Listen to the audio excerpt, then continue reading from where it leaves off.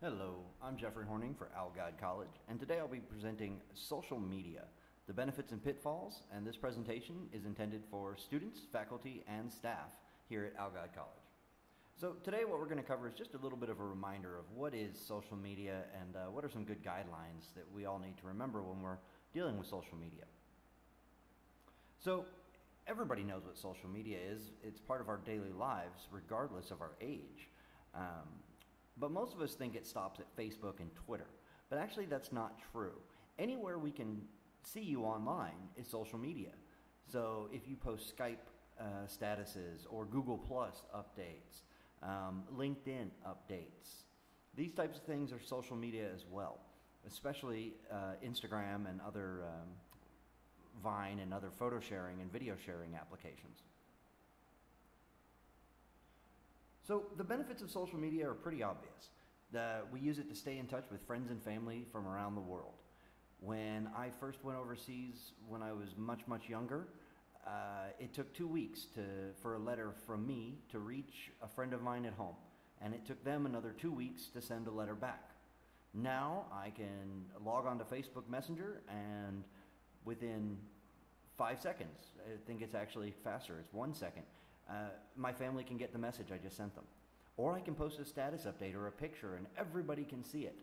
I can check in when I go to the airport and I'm getting ready to go on vacation. I can check in when I get back. I can check in every morning at work or every evening when I get home. So this is a really cool feature, and it's a way to stay in touch with friends and family. I can also stay informed about news and happenings around the world and in real time.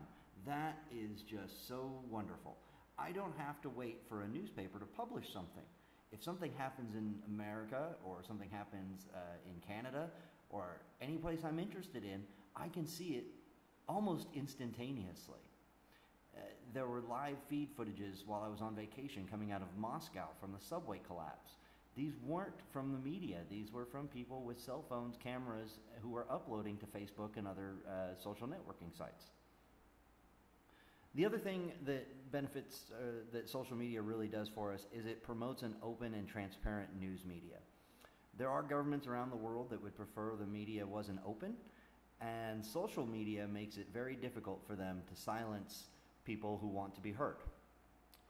So it really does promote an open and transparent news media. A government can't make up, or a news station can't make up the news, because there's people on the ground that have cell phones and they have cameras and they can post what really happened to any of the numerous social media sites. And like we were saying earlier, you're able to share life events. You're able to pretty much publish your life, including travel, pictures, marriages, births, promotions, graduations, and accomplishments. So let's take a look at the downside of social media.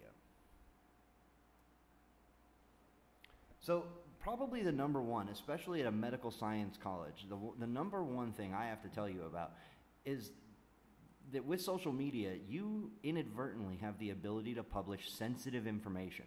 Now, some of that information, when I say sensitive, you might think of spy movies and the CIA and the KGB, but that's not actually what I mean.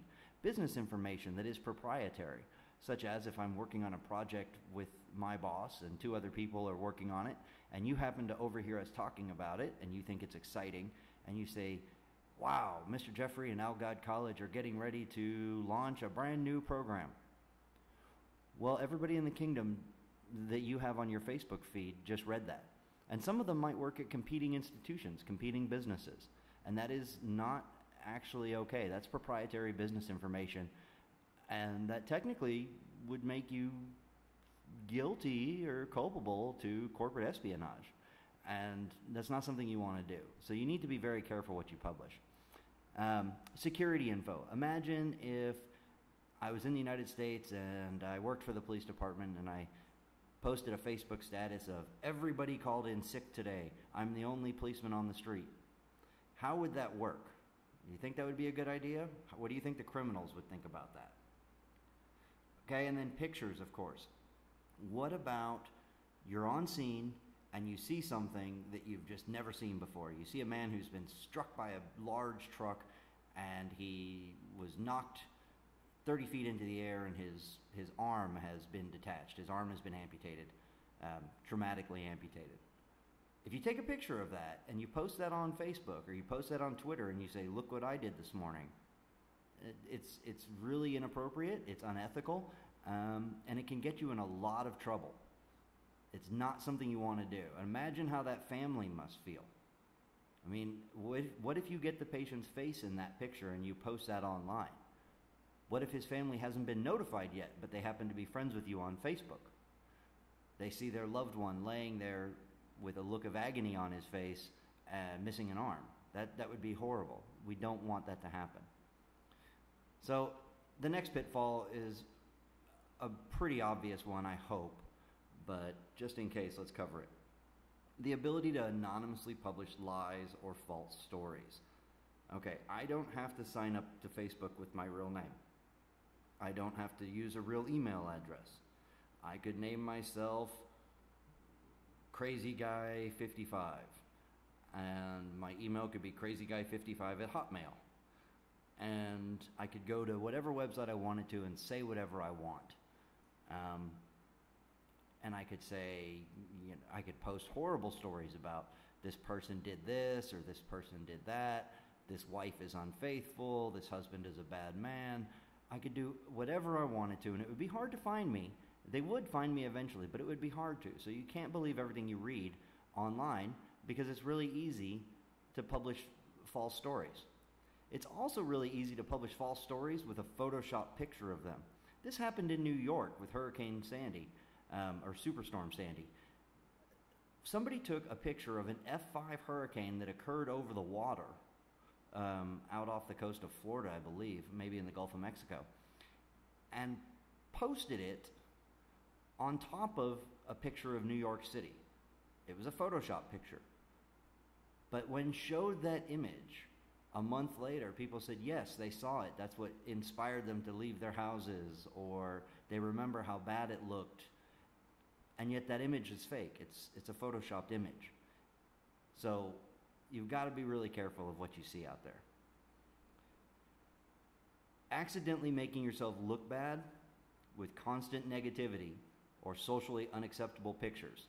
Whether those socially unacceptable pictures be of you in a tight shirt, or you drinking alcohol at a party, or making unacceptable faces or hand gestures, or just doing anything that you wouldn't want your grandmother to see, is what I was originally taught. But here I think it's anything that you wouldn't want the police to see, you wouldn't want your boss to see. If that's not what you want him to see or her to see, if you don't want your wife to see that picture, definitely don't post it on social media. So real quick, some things to remember. Once it's on the internet, it isn't going to go away. You can delete your profile, you can delete your pictures, and anybody in IT will tell you they can get it back. They can find it without any problem. In many countries, slander, hate speech, and inciting hate or inciting violence, those laws apply to the internet, not just the physical world. Those apply to the internet world as well. So you need to be really careful what you say. You can actually get denied a visa from some countries because of the type of things you've posted online. This has happened in Britain before. People have talked about their desire to see the British government fall and things like that. And they've posted these things routinely on their Facebook sites. And when they went to apply for a visa to study, they were told, absolutely not. You are banned from the country. You're banned from the United Kingdom. And they said, why? And, well, look at all this stuff. Oh, well, I didn't mean that. I just said that online. I didn't really mean that. But it doesn't matter. It's too late. You've said it. It's out there, and it's out there forever. In that vein, damage you do is very, very hard to undo. It's always going to be there. You can look at a smattering of U.S. politicians.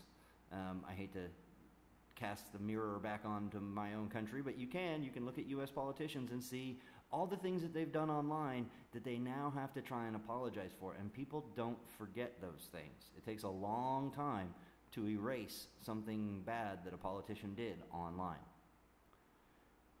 And in many cases, this one's just kind of funny. your location is broadcast along with your statement or your picture. So, if you've gone home from work early, employees, because you don't feel well, and you get home, or you go to a coffee shop and you post your status update, I can see where you are. So if, for instance, it says you left Riyadh early on Thursday because you really felt sick, and I see your check-in that says, getting ready to cross the border into Bahrain for a great weekend.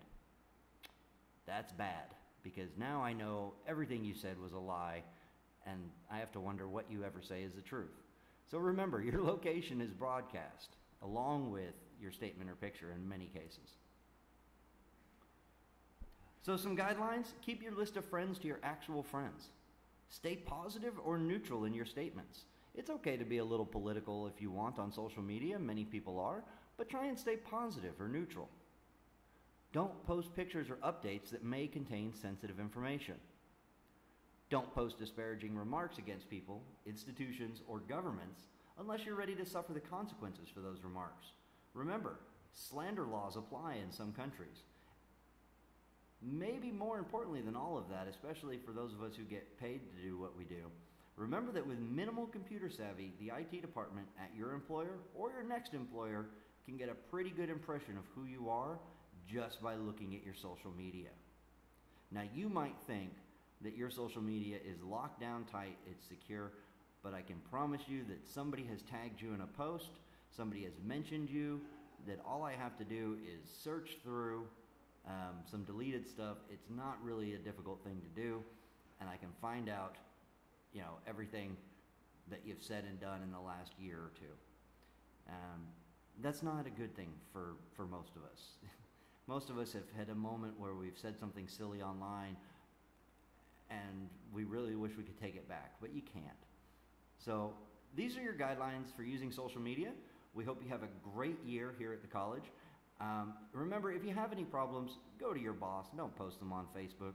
Students, if you have any problems, see your professors, see your department heads. Don't say on Facebook, "This is the worst place in the world, I hate it." That's just not a good way to do it. Go to your professors, go to your department heads, go to your vice deans, and let them know what your real complaint is. If you have a legitimate complaint, they'll listen to you. All right. Once again, I'm Mr. Jeffrey Horning for Algod College. This was your Monday morning briefing on social media. So thanks a lot.